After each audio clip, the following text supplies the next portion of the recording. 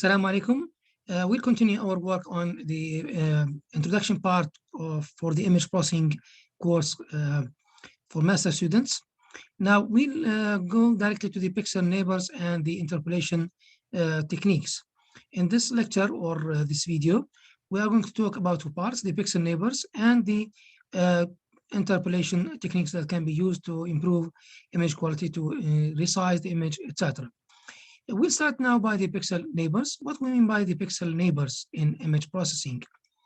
Of course, any pixel, let's say we have a pixel P, XY, where P is the pixel value and XY is the location of the pixel at the X row and the Y column. Now, if we look at this image at the right-hand side, you can see now that we have a pixel P at a specific location, and we have two neighbors in the same row and two neighbors in the previous and the next rows. So we have in the next and the previous columns by one column left or to the right, and we have another neighbor in the previous row and in the next row.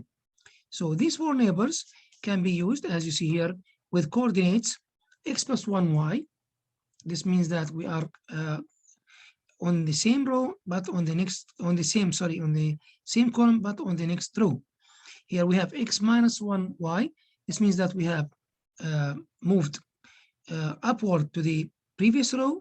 So we are talking about, let's say, this location. Okay, let's change the color to see it more pleasantly. This is the part speaking about this part, x minus 1y, and so forth. We continue with the other neighbors by moving either forward or backward or upward or downward according to the location of the row or the column. Okay. So finally, all these shifts or neighbors are located at 1 unit distance from the pixel P. Here we mean by the unit one pixel value. Now, in this case, these four neighbors are called the N4 neighbors, and are denoted as N4 of P. Now, there's also we can define other neighbors. This includes the diagonal neighbors at the corners of the neighbors of the pixel P. As you see here, we have, this is one neighbor, second neighbor, third neighbor, and fourth neighbor. These four diagonal neighbors are called the ND neighbors, the diagonal neighbors, and they are located at the corners of the pixel P. If you look at the first coordinate here, we have x plus y, x plus 1, and y plus 1. This means that we are shifted by one row down and by one column down. So this means that we are talking about this pixel. Okay, and we continue, for example, for the second diagonal neighbor, x plus 1 and y minus 1. This means that it will be located on the next row, but with one column before. So this will be this pixel or this neighbor, and we can continue further to get the same thing for the other neighbors. And we call these neighbors as ND4, ND neighbors.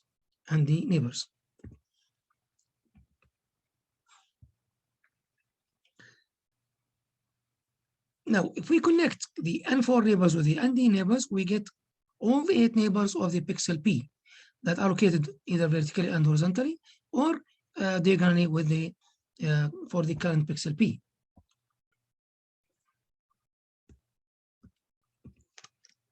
And as you see here, we have all 8 neighbors surrounding the pixel P, including ND and N4 neighbors.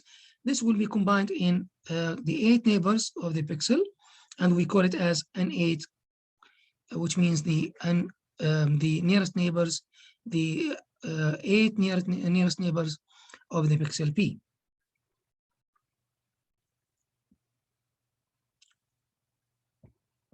Okay, I think it's clear now. Let's go now to the image interpolation. What we mean by image interpolation? What is the meaning of the word interpolation? When you interpolate something, you are using known data to estimate or to find or to expect unknown data. This can be defined as the following statement. Interpolation is the process of using known data, we here mean known pixel values, to estimate the unknown pixel values that were produced either by rotation, by resizing, shrinking, etc.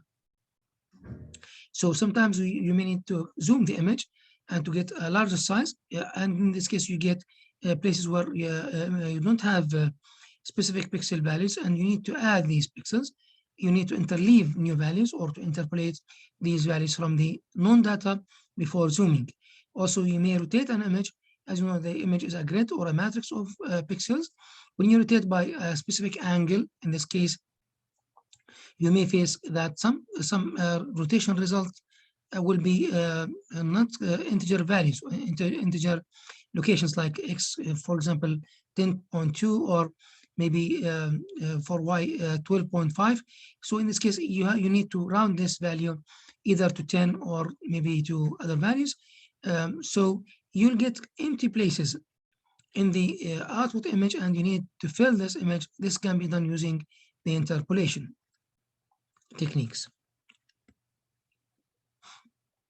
As I told you just now, this can be done or be a useful tool when dealing with zooming of images, shrinking, rotating the image, and other geometric attacks. For example, correcting some objects in the image due to problems in the zooming, or maybe due to the problem in the acquisition device, like you may get a circle, and when you take its photo, you'll get it as an ellipse. So you need to apply geometric, or we call it affine transformations, to correct for the geometric shapes in the image. All these applications sometimes require to have interpolation tools embedded within it to get the performance of the image as required by the user. Okay, so this includes, again, it's a sort of resampling. When you deal with zooming or shrinking, you are going to resample the image to change the number of pixels in the image and change the sampling in these images. And this is why we call it a resampling issue. Now,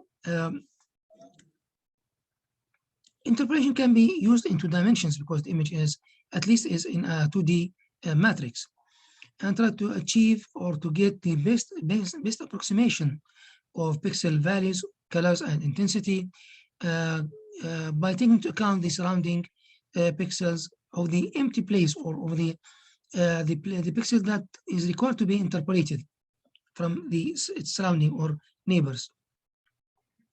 An example here, as you see here, we have an original image at the left-hand side of the slide here. And we want to enlarge this image by applying resizing. As you see, the blue regions in this image here are unknown or undefined values. For example, let's color it by a yellow color. This part, these are pixels that are required to be interpolated. They are not included in the image. So now we can do this by many and etc. for other rows here, okay, and columns, the same thing. Now, what we are trying to do is to apply interpolation. If we use interpolation, advanced interpolation, we can get some smooth image from the original one. Now, if we just apply pixel duplication, what we mean by pixel duplication? We take the pixel value. I want to zoom, for example, by with dimension of 2. So we need to increase the size by 2 by 2. In this case, we need to duplicate the image 4 times, and this will lead to what we call it block effect or blocky effect. As you hear, you can see that there's a sort of duplication of the pixels, which lead to the block effect, as will be also seen in next examples. So we can use simple interpolation techniques like pixel duplication. Here we assume that there is no interpolation because we just repeat the pixel itself, how many times we need, and we can apply interpolation. As here, the results here for these parts of the image and other parts also are very smooth when compared with this case when we deal with no interpolation, or when we deal with the case that we don't have any interpolation technique. Now we can divide the interpolation techniques into two types, mainly the non-adaptive and the adaptive. In the non-adaptive, we take the many techniques like nearest neighbor, bilinear, bicubic, and others like spline, sync, language, etc. Now for the adaptive, we mean by the adaptive that takes into account when interpolating, takes into account the surrounding pixel values in defining and even the interpolated values, previously interpolated values in finding the next interpolated values or pixels. Now the adaptive are advanced and usually are based on licensed softwares like QImage, PhotoZoom, etc. And they are very specific and give results with high performance. For us as beginners, we can use simple tools like nearest neighbor, bilinear, bicubic, etc.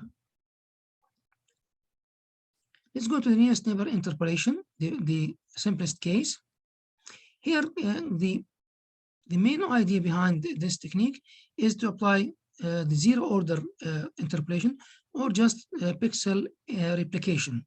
What we mean by this, let's have a look on this example. Suppose that we need to increase the size of this image, this image segment, to be 4 times more, so it will be 2 by 2 of the original size. So in this case, we take the pixel at location 1, which is 10, and duplicate its value 4 times, 2 by 2. And the same thing for 4, we repeat it again, and for other pixels until we reach the end of the file. As you see here, we have duplicated the values, and this duplication will lead to have what we call it the block effect, block effect, which means that the output will be looking like being damaged or has been broken into blocks, either small or large blocks, depending on the zooming factor or the zooming or the size after the zooming. And it's simple, but it doesn't have the pleasant and the good results to be included in some applications where we need a good quality of the output after zooming or increasing in size. One of the good applications also or techniques that can be used in interpolation is the bilinear interpolation. Here we are going to use the 4 neighbors, the N4 neighbors, in estimating the intensity of a given pixel at a given location. Suppose that we have a pixel at location XY, and we want to find the pixel value or intensity at this location. This is denoted as VXY.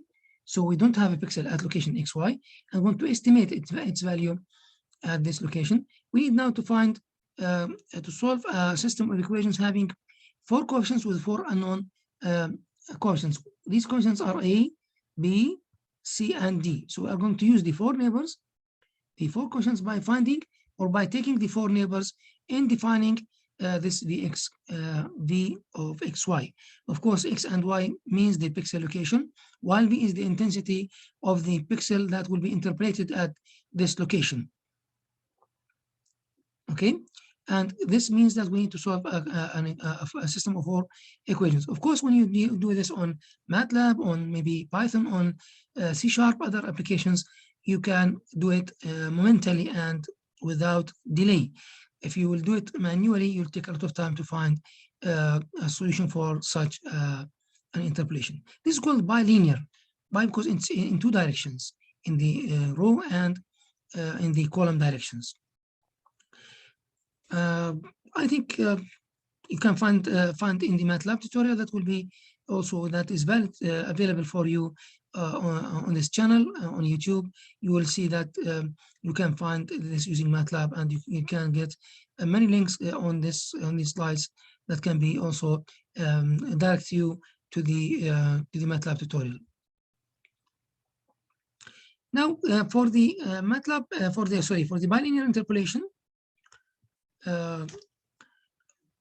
as I told you that we are going to use linear interpolation in two directions. This, when you apply two-dimensional in two directions separable and separable application, this will give you an ability to work in rows and then in columns, which means you can start applying interpolation in rows. When you finish the image, you can just rotate the image 90 degrees and repeat for the columns, and this will give us an ability to work separately, and this will for sure speed up the process and reduce the cost in an exponential form to be easier and very fast in applications. Now, if you go to the linear interpolation, it's the basic of the bilinear interpolation. Suppose that we have in this case a pixel. Okay, this pixel is we have these pixels fn, and we have fn plus 1, and we need to interpolate a new pixel in between, which is let's take it in another color. Let's take, for example, red color. This pixel is to be interpolated, to be given a value of having fn and fn plus 1. So what we can do now, depending on the location of the pixel here, as you see, we can select a value of a distance from the first pixel and another value of the distance to the next pixel. We usually take a as the midpoint between the two pixels. However, you can do this by applying more than one, by adding more than one pixel. In this case, you may add 2-3 pixels, so the value of a will be changing also. In the simplest case, the pixel at location fn plus a will be fn multiplied by a minus 1 minus a, plus a multiplied by fn plus 1. Of course, a is between 0 and 1. So you are taking a portion of fn and another portion of fn plus 1 with a total value of the portions to be 1. 1 minus a plus a equals 1. Okay. So the main idea here is the closer to a pixel, the higher the weight that will be assigned to it. So if you have a, for example, here 0.2, it means that a equals 0.2, for example. This means that this pixel is closer to fn than to the fn plus 1, and it will be given the weight 1 minus 0.2 means 0.8, so it will be closer, it will take more portion of fn than from fn plus 1. In the simplest case, a will be equal to 0.5, and in this situation, we're going to apply a sort of averaging. So you take fn plus 1 plus fn divided by 2, you will get the interpolated value that will be as an average value of the 2 pixels in the same row. This is linear interpolation. We can repeat this for every row separately. Then we can apply it in vertical direction on the obtained already results to get other pixels on the column direction.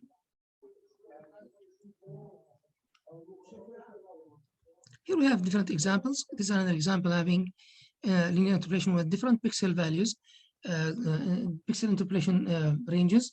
So as you see here, we have interpolation of 0.5 pixel.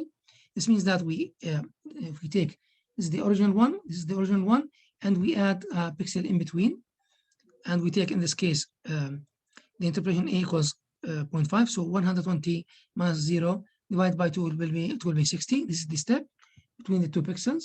The same thing is here. If we take 120, 180, the midpoint will be 150, etc. And this will be just adding a new pixel between every 2 nearest successive neighbors or successive pixels. If we want to add more pixels, we get this value is 0. this one, for example, 60, and we want to add 2 pixels in between. Here we mean that we are going to apply 1/3 pixels. So we divide 60 minus 0 over 3. We get 20 as a step. So we add 0 plus 20 plus 40 and so forth. We continue for all these. So now we have the size increased, or it has been tripled, multiplied by 3, because by starting we have here, as you see here, we have 1, 2, 3, 4, 5, 6 pixels. After this case, we have, after this situation, we have, instead of 6, we have 18 pixels produced as a result of the interpolation in case of the linear interpolation in one direction. If we repeat this in 2 directions, it will be, the size will be 36. It will be 3 by 3. It will be 9 times more from more than its original size before interpolation.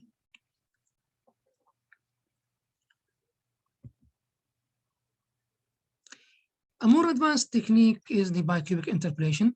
Here, the interpolation is done by taking the 16 nearest neighbors. So we are going to use not only the 8 neighbors, the closest neighbors, we also take the other surrounding, the step 2, the farthest, or let's say by 1 step further, these neighbors surrounding the pixel, and this will lead us to have 16 pixels as neighbors. And we, in this case, need to know X and Y location, and this is the output intensity. It will be based on using, as you see here, coefficients Aij. As you see that we have for Aij, it will be 4, and J will be of the size 4. So we have 4 by 4. We have 16 unknown coefficients, and we'll use 16 different equations. This will lead to a more complicated, or complex calculations, or heavy calculations, and this will improve the quality of the edge content of the image, and the image will look sharper and of better contrast when dealing with in a bicubic neighbor when compared to other like pixel duplication or linear interpolation. Let's have a look on some examples. Here we have on the left-hand side, we have the original image. On the right-hand side, we have the interpolated image. Here we take the nearest neighbor. I think that it will not be very clear from the image or from the YouTube, because the quality is reduced when uploaded, when this video will be uploaded.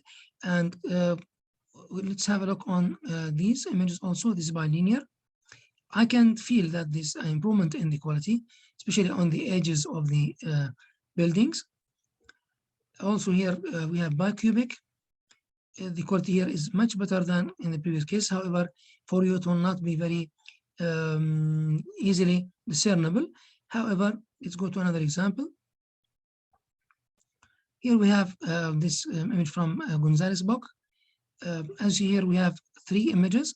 On the left-hand side, we have the nearest neighbor. In the mid, we have bilinear, and on the right, we have bicubic. If you look at the arrows of the hour of these clocks, you can see that there's an improvement in the quality. For example, if you have a look on this part when compared to this part, this arrow, okay, of the clock, you can see the improvement in the line itself. I can see that in the left-hand side, in the next neighbor case, there are a lot of dots and errors. Actually, I'll try to zoom this part if possible on the screen. Let's have try to zoom this.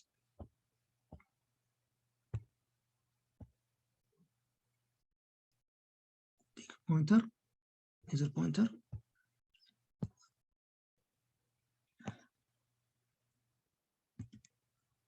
Okay. I think that it will be clear for you. Sorry. If you compare this part, I think now you can easily distinguish the improvement between the different techniques in case of different types of interpolation. Okay.